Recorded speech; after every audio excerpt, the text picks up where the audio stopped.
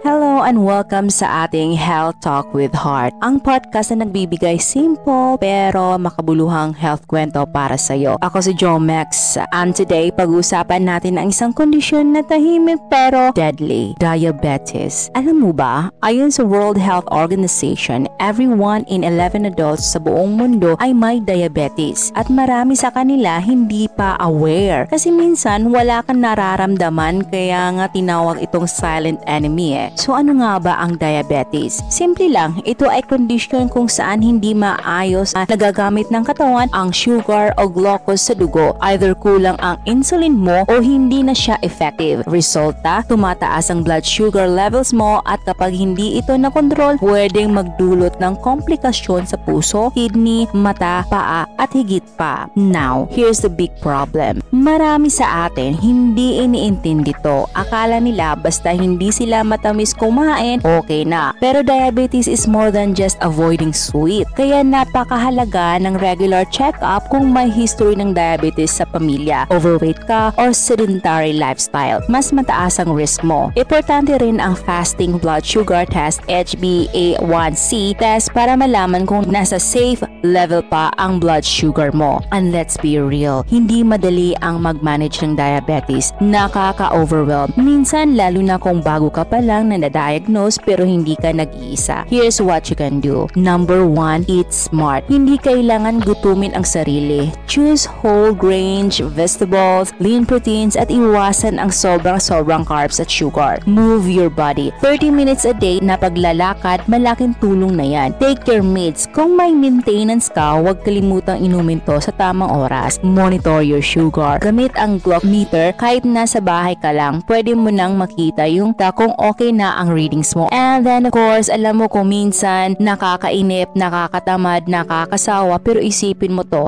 every effort you make today is a gift to your future self. Sa bawat blood sugar na nakokontrol mo, you're protecting your eyes, your kidneys, your heart. So kung may diabetes ka o may kilala kang may diabetes, huwag baliwalain, alagaan mo ang sarili mo, ask questions, and build a routine that works for you. So hanggang sa muli nating kwentuhan, stay informed, stay strong, and stay sweet but not in your blood. Ako si Jomex and this is the Health Talk with the Heart.